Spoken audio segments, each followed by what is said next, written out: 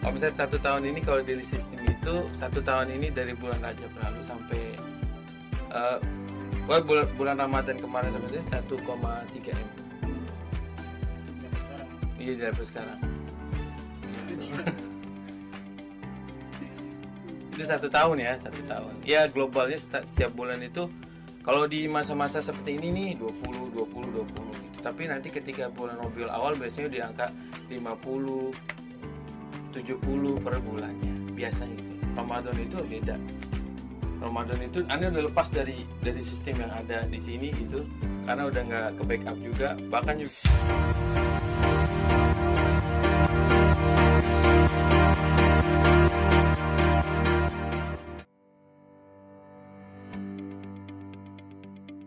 Ini beli di sini beli putus beli langsung bayar maksudnya. Oh iya.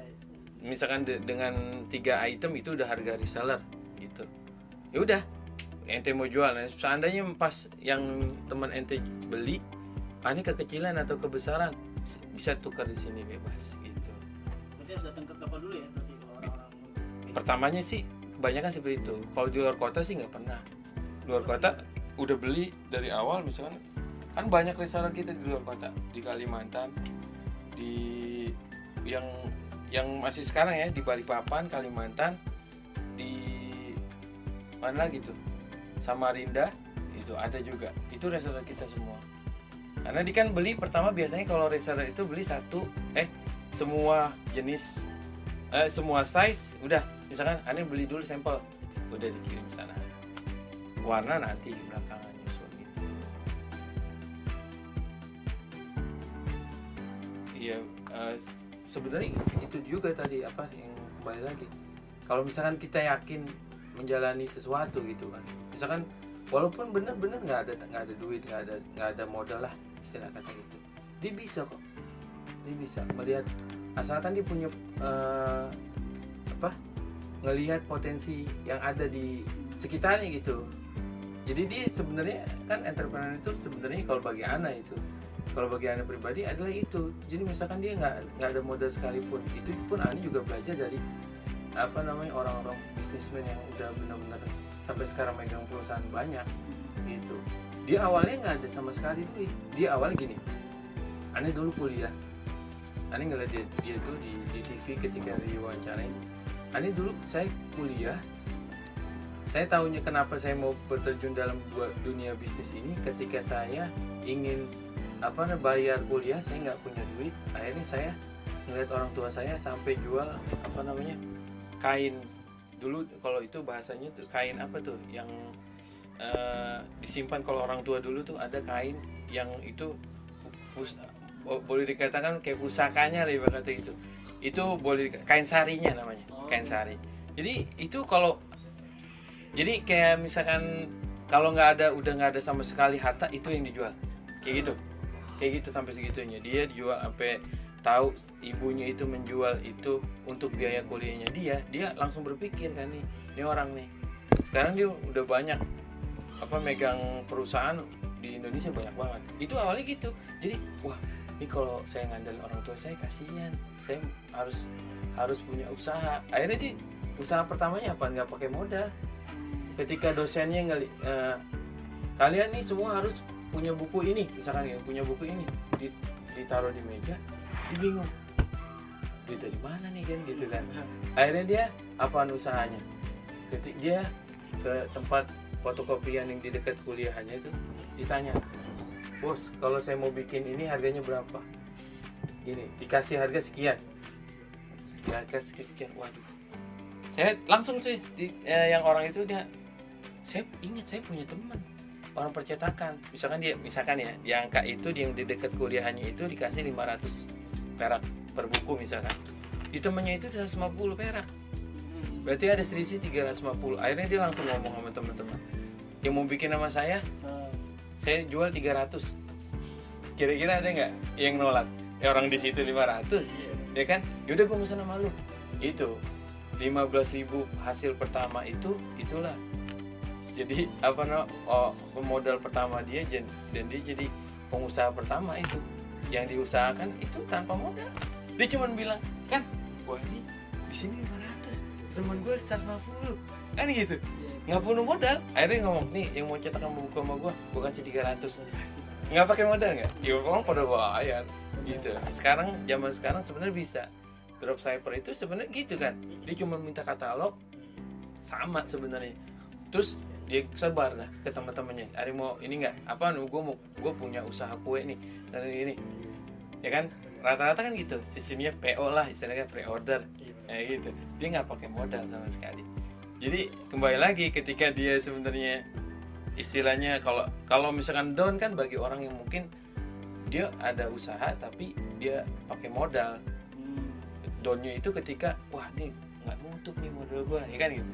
Tapi lebih nggak ada apa nih, boleh dikatakan kalau dropshipper itu dia sama sekali nggak ada apa efek ini juga, dia nggak pakai modal, kerugiannya itu efek kerugiannya kayak kecil gitu. Makanya orang yang kalau misalkan yang, tapi kembali lagi emang biasanya rata-rata yang kayak gitu-gitu biasanya orang yang ada kemauan gitu. Gampang sih sekarang, zaman sekarang sih cuman minta-minta aja katalog, karena aneh banyak banget yang kayak gitu di Tokopedia itu gitu, orang yang benar-benar gak ada modal. Terus saya yaudah aneh minta katalognya deh gitu, minta katalog dikasih. Cuman dia tahu kan putaran Koko di sini kalau di bulan-bulan tertentu dia kan cepet, jadi dia nggak bisa lama.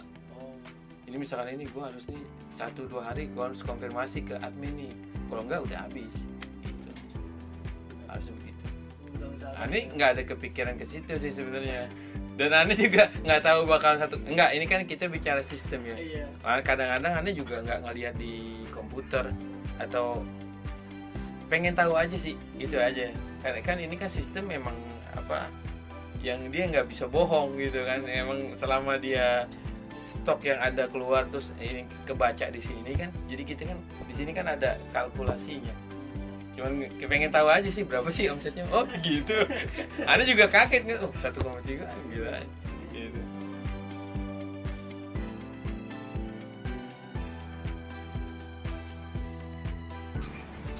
Ustadz Golbi itu baik, ramah, nggak seperti yang orang pikirkan, tapi alhamdulillah image-nya beliau bagus, dan beliau juga nggak, mungkin ada ucapan orang-orang yang di luar mereka nggak suka.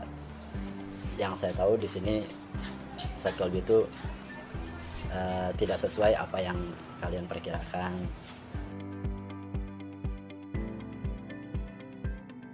Santai sih waktunya. Kita di sini enaknya kita nggak ganggu majelis, karena kita fokus di majelis juga, ikut sama Ustadz Golbi, jadi kita nggak bisa ninggalin majelis gitu. Di awal. Kita alhamdulillah udah 2 tahun dari semenjak Golbi buka toko ini. Awalnya saya sendiri, kemudian Ustadz Golbi kita butuh bantuan teman, kemudian kita rekrut anak hadroh juga tuh, namanya Bang Lukman. Jadi kita rekrut anak hadroh biar waktunya dia itu kerja tapi nggak ganggu jadwal majelis dia. Iya, kalau ini adalah toko yang apa sering banget orang banyak yang cari. Tapi saya di sini saya kasih beda di sini, ada listnya di sini. Kalau yang pada umumnya ya hanya begini, kancing besar, kantongnya di samping. Kalau ini sih best seller di toko saya, di toko Golbi ini best seller.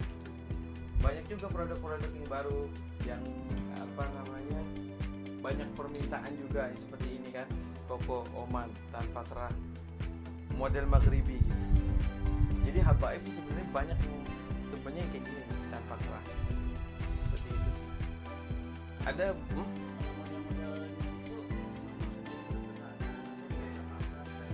iya. Jadi awal yang paling banget tuh seperti model yang klasik ini, ya yang kayak gini. Ini yang paling pertama ini kayak gini. Namanya toko Haibah, disebutnya Haibah. Toko habaib lah boleh dikatakan. Nah tapi kalau aneh rubah, jadi kantongnya tadinya kan ditempel di sini nih, kantong tempel. Oh itu kayaknya terlalu ramai dan kelihatannya itu terlalu tua bagi anak muda. Jadi kalau ketika saya pakai ini, banyak juga produk-produk lain yang pakai ini, jadi kantongnya di samping. Jadi kalau sekilas dari depan itu nggak ada kantongnya, gitu. Hah? Kita juga ada kancingnya, juga ada kolbinya. Udah ada mereknya. Nggak ada, lagi habis. Habis. Itu